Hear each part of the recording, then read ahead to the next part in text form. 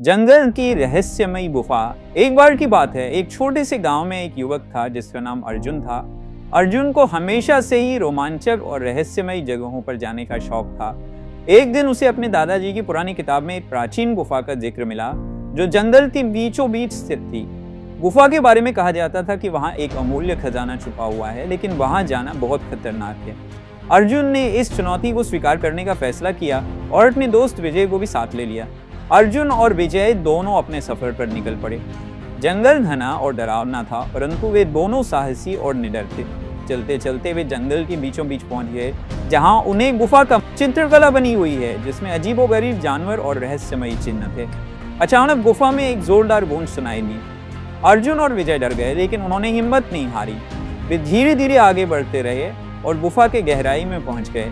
वहां उन्हें एक प्राचीन द्वार दिखाई दिया जो खून के रंग के पत्थरों से बना था। द्वार पर एक पहेली लिखी हुई थी, सूरज की पहली किरण जब पहाड़ों को छूती है तब ये खजाने की चाबी मिलती है। अर्जुन और विजय ने सोचा कि पहेली का उत्तर सूर्यास्त से जुड़ा है। उन्होंने इंतजार किया और सूर्यास्त के समय द्वार खुल गया।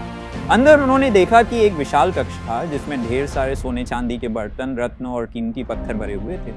लेकिन तभी एक रहस्यमयी आवाज आई, जो यहाँ आया है उसे खजाने की रक्षा करनी होगी। अर्जुन और विजय ने देखा कि एक प्राचीन रक्षक खजाने की रक्षा कर रहा था। अर्जुन ने अपनी बुद्धिमत्ता से उस रक्षक को समझाया कि वे इस खजाने को चुराने नहीं बल्कि इसी कहानी जानने आए हैं। रक्षक ने उनकी ईमानदारी से प्रभावित होकर उन्हें खजाने का एक हिस्सा दिया और कहा कि वे इस खजाने का सही उपयोग करें।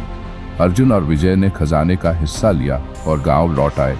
उन्होंने उस खजाने से गांव में एक स्कूल और अस्पताल बनवाया, जिससे गांव वालों का जीवन बेहतर हो गया। इस प्रकार अर्जुन और विजय की इस रोमांचक यात्रा ने उन्हें न केवल एक अमूल्य खजाना दिया, बल्कि उन्हें गांव वालों के दिलों में भी जगह दिलाई।